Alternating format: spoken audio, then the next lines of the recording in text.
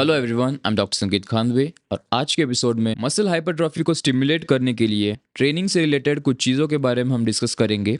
पर उससे पहले आपको कुछ बेसिक चीज़ें पता होनी चाहिए। मसल्स की जो मूवमेंट होती है वो काफ़ी मेटाबॉलिकली डिमांडिंग होती है बाकी के टिश्यूज़ के कंपैरिजन में, जैसे फैट के कंपैरिजन में, बोन्स के कंपैरिजन में या ब्रेन टिश्यू को छोड़कर और कोई भी बॉडी टिश्यू के कंपैरिजन में मसल टिश्यू सबसे ज़्यादा मेटाबॉलिकली डिमांडिंग होता है। इसीलिए जिन लोगों की बॉडी कॉम्पोजिशन कुछ ऐसी होती है कि उनमें मसल टिश्यू ज़्यादा होता है एज कम्पेयर टू फैट, उन लोगों का मेटाबॉलिज्म उतना ही एक्टिव होता है। वो ज़्यादा कैलोरीज खाते हैं और ज़्यादा कैलोरीज बर्न भी करते हैं। मसल कॉन्ट्रैक्शन और रिलैक्सेशन के वक्त हमारे बॉडी में हीट जनरेट होती है। जिन लोगों में muscle metabolic processes higher rate में चल रही होती है बाकियों के कंपैरिजन में, वो लोग ज़्यादा हीट जनरेट करते हैं और वो लोग लीन होते हैं, इजीली ज़्यादा वेट गेन नहीं करते। आई एम श्योर आपने नोटिस किया होगा कि कुछ एथलीट्स 4000, 5000 या उससे भी ज़्यादा कैलोरीज खाते हैं पर फिर भी एक लीन मस्कुलर फिजिक मेंटेन रख पाते हैं। वो ज़्यादा फैट गेन नहीं करते। इसका रीज़न यही है कि जो एक्स्ट्रा मसल वो कैरी कर रहे हैं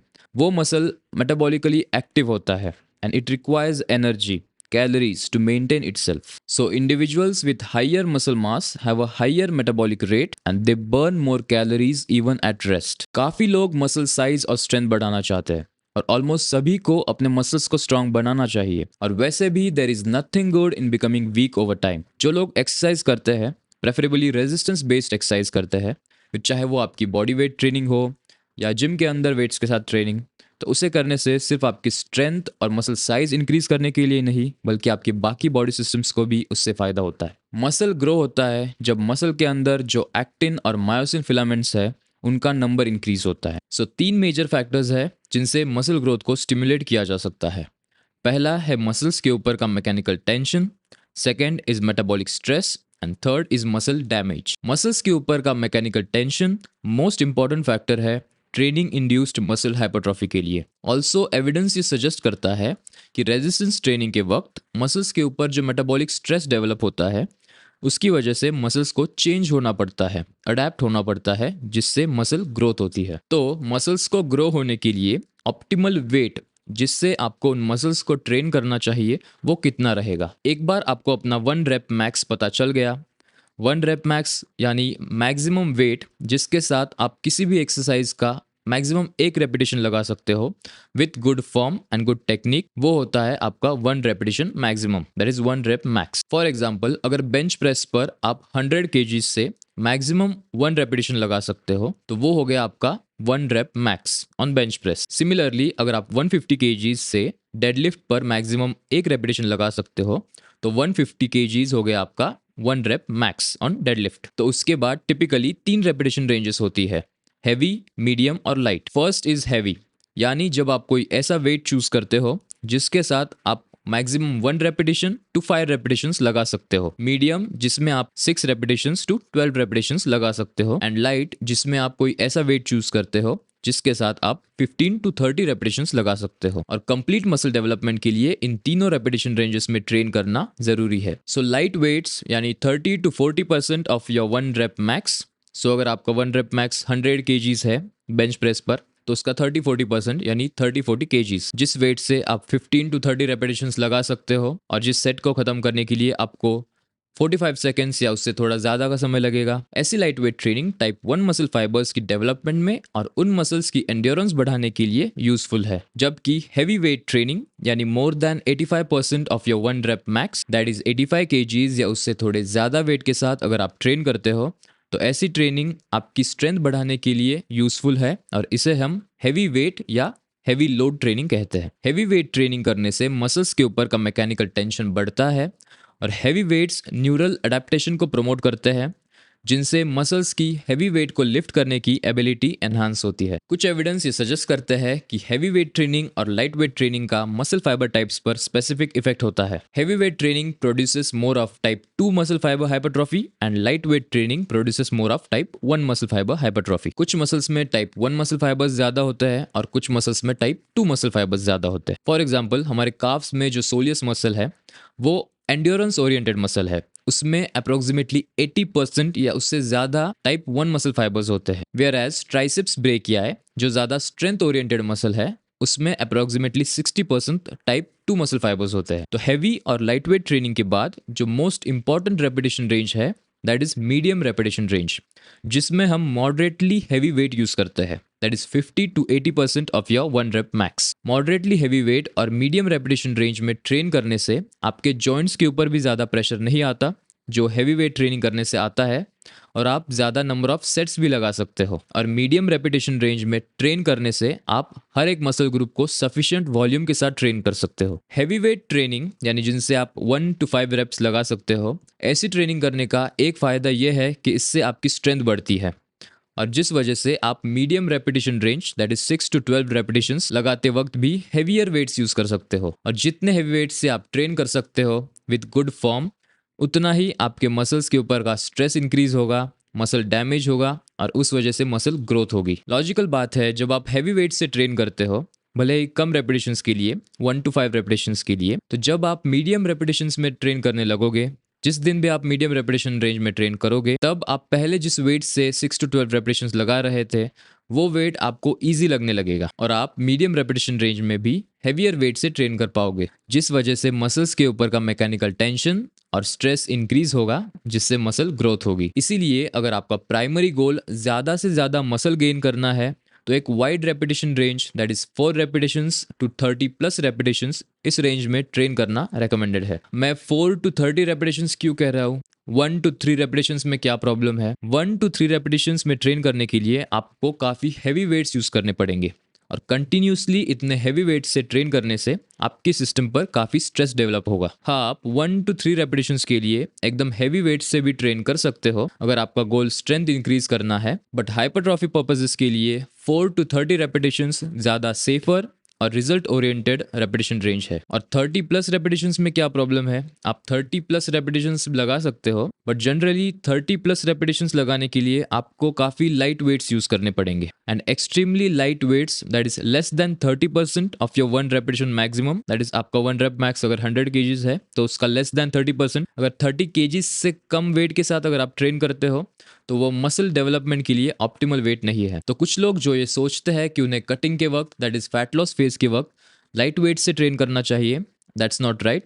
आपको फैट लॉस फेज के वक्त भी मॉडरेटली हैवी वेट से ट्रेन करना चाहिए। सो अगर आप कटिंग के वक्त मसल लॉस को अवॉइड करना चाहते हो, तो जिस वेट से आप ट्रेन कर रहे हो वो एटलीस्ट 30% से ज्यादा होना चाहिए आपके 1 रेपिटेशन मैक्सिमम का। अब बात करते हैं ट्रेनिंग वॉल्यूम के बारे में। High training volume equals to higher muscular gains. जितने ज्यादा वॉल्यूम से यानी जितने ज्यादा number of sets and number of repetitions आप किसी मसल के लगाते हो, उतना ही ज़्यादा वो मसल ग्रो होता है, प्रोवाइडेड आपकी रिकवरी ठीक है, दैट इज आप प्रॉपर न्यूट्रिशन और रेस्ट ले रहे हो। जो अनट्रेन्ड इंडिविजुअल्स है या बिगिनर्स है जिन्हें रेजिस्टेंस ट्रेनिंग स्टार्ट किए 1 साल या उससे कम समय हुआ है, उनके लिए sufficient number of sets per muscle per week अलग होंगे, और वो लोग जिन्हें ट्रेनिंग स्टार्ट किए 2 साल या उससे ज़्यादा समय हुआ है, जिन्हें हम वेल ट्रेन्ड इंडिविजुअल्स कह सकते हैं, उनके लिए sufficient number of sets per muscle per week अलग होने वाले हैं बिगनर्स के कंपैरिजन में। वेल ट्रेन्ड इंडिविजुअल्स और बिगनर्स इन दोनों के लिए ही high volume training primary driving force होने वाला है मसल हाइपरट्रॉफी के लिए। बिगनर्स के लिए 5 to 10 sets per muscle per week भी मसल थिकनेस और ओवरऑल साइज को सिग्निफिकेंटली इंक्रीज कर सकते हैं, जबकि वेल ट्रेन्ड इंडिविजुअल्स के लिए ज्यादा ट्रेनिंग वॉल्यूम दैट इज ज्यादा number of sets and repetitions की जरूरत होती है मस्कुलर गेन्स को मैक्सिमाइज करने के लिए। उनके लिए 10 to 20 sets per muscle per week एक अच्छी जनरल रिकमेंडेशन रहेगी। फॉर एग्जांपल, अगर आप किसी मसल ग्रुप को एक हफ्ते में एक ही बार ट्रेन करते हो, जैसे हमारी चेस्ट हो गई, चेस्ट ये सिर्फ एक ही मसल नहीं है, इसमें अलग अलग मसल्स होते हैं, जैसे pectoralis major, pectoralis minor, serratus anterior and subclavius, इसलिए हम इसे मसल ग्रुप कहते हैं। और जब आप प्रॉपरली चेस्ट को ट्रेन करते हो तब ये सारे ही मसल्स ट्रेन होते हैं। तो अगर आप एक मसल ग्रुप को एक हफ्ते में एक बार ट्रेन करते हो और उसके लिए टोटल 10 सेट्स लगाते हो, that is incline chest press के 3 सेट, डिक्लाइन चेस्ट प्रेस के 3 सेट और केबल फ्लाइज के 4 सेट, तो उस मसल का वॉल्यूम हो गया 10 सेट्स पर वीक। जो ज्यादा एडवांस लिफ्टर्स होते हैं उन्हें बिगनर्स और इंटरमीडिएट्स के कंपैरिजन में ज़्यादा ट्रेनिंग वॉल्यूम से ट्रेन करने की ज़रूरत होती है, इसलिए ये जो 10 to 20 रेपिटेशंस की जो रिकमेंडेशन है, उन्हें इसके हायर एंड पे दैट इज 15 to 20 रेपिटेशंस पर मसल पर वीक इससे ट्रेन करने की ज़रूरत हो सकती है। आप सोच के देखो, जैसे जैसे आप एडवांस होते जाते हो यानी आप कंसिस्टेंटली कई सालों से ट्रेन कर रहे हो, तो सेम वेट से और same number of repetitions and sets लगाने से आपके वो मसल्स की साइज भी सेम रहने वाली है, अनलेस एंड अनटिल आप उसे कोई एडिशनल स्टिमुलस प्रोवाइड करते हो जिस वजह से उसे ग्रो होना पड़े। तो उस एडिशनल स्टिमुलस के लिए आप कुछ चीजें कर सकते हो, जैसे जिस वेट के साथ आप उस मसल को ट्रेन कर रहे हो वो वेट को बढ़ा सकते हो, या वेट को सेम रख के आप number of sets and number of repetitions that is volume को बढ़ा सकते हो। हर किसी की मसल रिकवरी एबिलिटी अलग होती है और इसीलिए उनकी body different amount of volume को डिफरेंट वे में रिस्पॉन्ड करती है। कुछ लोग 10 sets per muscle per week से भी कम वॉल्यूम के साथ मसल्स को ग्रो कर सकते हैं, और कुछ इंडिविजुअल्स के लिए 20 सेट्स से भी ज्यादा वॉल्यूम की जरूरत पड़ सकती है सफिशिएंट मसल ग्रोथ को नोटिस करने के लिए। तो आप खुद अपनी ट्रेनिंग में एक्सपेरिमेंटेशन करके देख सकते हो कि किस मसल को कितने वॉल्यूम के साथ ट्रेन करने की जरूरत आपको है, किसी मसल को आपको ज्यादा ट्रेनिंग वॉल्यूम से ट्रेन करने की जरूरत हो सकती है, और कुछ मसल्स को कम ट्रेनिंग वॉल्यूम से भी सफिशिएंट ग्रोथ मिल सकती है। जैसे अगर आप लेग्स को वीक में एक बार ट्रेन करते हो और उस एक ट्रेनिंग सेशन में आप क्वाड्स के 4 सेट और हैमस्ट्रिंग के 4 set that is total 8 set लगाते हो लेग्स के लिए, और अगर उस ट्रेनिंग वॉल्यूम को आपके लेग्स रिस्पॉन्ड कर रहे हैं, उससे आपके लेग्स ग्रो हो रहे हैं, तो शायद वो ट्रेनिंग वॉल्यूम आपके लिए सफिशिएंट है। पर अगर उतने वॉल्यूम को आपके लेग्स रिस्पॉन्ड नहीं कर रहे, ग्रो नहीं हो रहे, then it's time to increase your volume. तो अब से आप 8 की जगह 10 या 12 सेट्स लगाना शुरू कर दो। और हाँ, ऐसा नहीं करना है कि सेट्स बढ़ा दिए तो आपने वेट कम यूज करना शुरू कर दिया, यानी आप पहले जितने वॉल्यूम और वेट्स के साथ ट्रेन कर रहे थे आपको एटलीस्ट उतने वॉल्यूम और वेट्स के साथ ट्रेन तो करना ही है।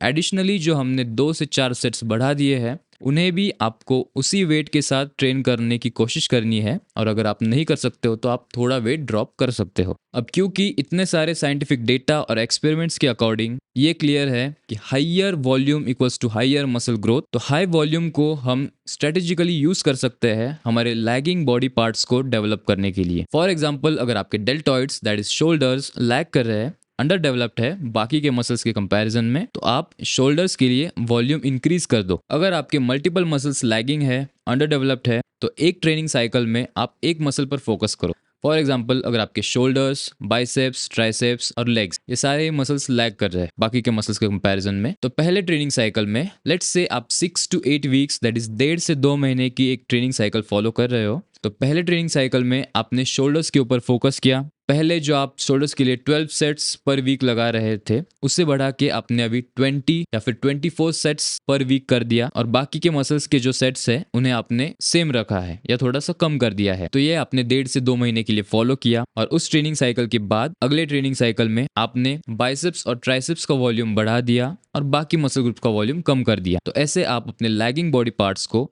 अंडर डेवलप्ड बॉडी पार्ट्स को ग्रो कर सकते हो। आपको ये 20-24 सेट्स एक ही ट्रेनिंग सेशन में लगाने की जरूरत नहीं है, आप इसे डिवाइड कर सकते हो। बट इंपॉर्टेंट क्या है, आपके लैगिंग मसल्स को ज्यादा वॉल्यूम प्रोवाइड करना। लास्ट टॉपिक जो हम डिस्कस करने वाले हैं, जो काफी लोग कॉमनली पूछते हैं, दैट इज ट्रेनिंग के लिए बेस्ट टाइम कौन सा रहेगा। साइकोलॉजिकली आपको मोस्ट एनर्जेटिक कब फील होता है? अगर आप सुबह 5 बजे उठते हो ट्रेन करने के लिए, क्योंकि किसी ने आपसे कहा था कि सुबह 5 बजे ट्रेन करना सेहत के लिए सबसे अच्छा होता है, और इस वजह से आप सुबह 5 बजे उठकर जिम में चले गए वर्कआउट करने के लिए, पर वहां पहुंचने के बाद आप फील कर रहे हो कि आपकी एनर्जी लेवल्स एकदम लो है, कॉफी या प्री वर्कआउट लेने के बाद भी आपको एनर्जेटिक फील नहीं हो रहा, तो शायद वो टाइमिंग आपके लिए बेस्ट नहीं है। दूसरी चीज जिस पर आपको ध्यान देना है वो है कि जिस टाइम पर आप ट्रेन कर रहे हो क्या वो आपके स्लीप के साथ इंटरफेयर कर रहा है। आप कितनी भी अच्छी न्यूट्रिशियस डाइट लो, कितनी भी हार्ड ट्रेनिंग करो, अगर आपकी स्लीप अच्छी नहीं है तो आपको ऑप्टिमल मसल ग्रोथ नहीं मिलने वाली। स्लीप एनाबॉलिक होती है, स्लीप फैट लॉस के रेट्स को बढ़ाती है, स्लीप मसल रिकवरी को बढ़ाती है। सो अगर आप रात को 12 से 7 बजे तक सोते हो और सुबह 4 से 7 का जो समय है उस समय आप एकदम डीप स्लीप में होते हो, यानी गहरी नींद में होते हो, और एक दिन आप डिसाइड करते हो कि मैं सुबह 5 बजे उठ के ट्रेनिंग करने के लिए चाहूंगा, पर क्योंकि जो 4 से 7 का समय था जो आपकी बॉडी के लिए बेस्ट टाइम टू स्लीप था, आप उसे कॉम्प्रोमाइज करके ट्रेनिंग करने के लिए जा रहे हो, तो वो मसल ग्रोथ के लिए ऑप्टिमल नहीं होने वाला। सो जिस भी टाइम पर आप ट्रेन कर रहे हो, make sure it doesn't interfere with your sleep. वैसे अगर आपको कोई एक टाइम जानना ही है तो परफॉर्मेंस इंक्रीज के लिए 1 PM to 8 PM का जो पीरियड है वो बेटर है as compare to early morning. इसका जो मेन रीज़न है दैट इज कि हमारा core body temperature evening hours में हाई होता है, जो हमारे एक्सरसाइज परफॉर्मेंस को इंप्रूव कर सकता है। जबकि अगर हाइपरट्रॉफी और स्ट्रेंथ की बात करें, तो आप मॉर्निंग में ट्रेन कर रहे हो या इवनिंग में, it doesn't really matter that much. दोनों के ही सिमिलर इफेक्ट्स है हाइपरट्रॉफी और स्ट्रेंथ इंक्रीज पर। सो जो भी आपका preferred time of the day है, जो आपके schedule that is work time, sleep time के साथ मैच हो रहा है, आप उस टाइम पर ट्रेन करो। सो इस एपिसोड में हमने मसल ग्रोथ और ट्रेनिंग से रिलेटेड काफ़ी सारा मटेरियल कवर किया है, और सारे ही इंपॉर्टेंट टॉपिक्स जो हमने डिस्कस किए हैं वो आपके लिए टाइम स्टैम्प किए हुए हैं। सो अगर आपको बाद में किसी एक टॉपिक के बारे में जानना है तो आप उसे इजीली एक्सेस कर सकते हो। अगर आपको ये वीडियोस पसंद आ रहे हैं और इस चैनल के थ्रू जो इन्फॉर्मेशन हम डिस्कस कर रहे हैं, अगर वो आपके लिए यूज़फुल है, और अगर आप मुझे सपोर्ट करना चाहते हो, तो सबसे सिंपल और सीधा तरीका है, जो कि एब्सोल्युटली फ्री है, दैट इज़ कि चैनल को सब्सक्राइब करना। आप प्लीज़ चैनल को सब्सक्राइब कीजिए, उससे सच में काफ़ी हेल्प होती है। हम ज़्यादा से ज़्यादा लोगों तक इस चैनल को पहुंचा पाएंगे और आप भी कोई नया एपिसोड मिस नहीं करोगे। और एक फ्री तरीका इस चैनल को सपोर्ट करने का ये होगा कि आप अपने फ्रेंड्स को या किसी को भी जिसे आपको लगता है इस इंफॉर्मेशन से फ़ायदा होगा, उन्हें इस चैनल के बारे में बताइए। इस एपिसोड के बारे में अगर आपके कोई क्वेश्चंस है या फ्यूचर एपिसोड्स के लिए अगर कोई सजेशंस है, तो उन्हें प्लीज़ आप कमेंट सेक्शन में लिखिए। मैं आपके कमेंट्स रीड करता हूँ और रिप्लाई भी देता हूँ। कमेंट सेक्शन एक अच्छी जगह है जहां हम इंटरेक्ट कर सकते हैं। At last, thank you so much for watching. Stay healthy.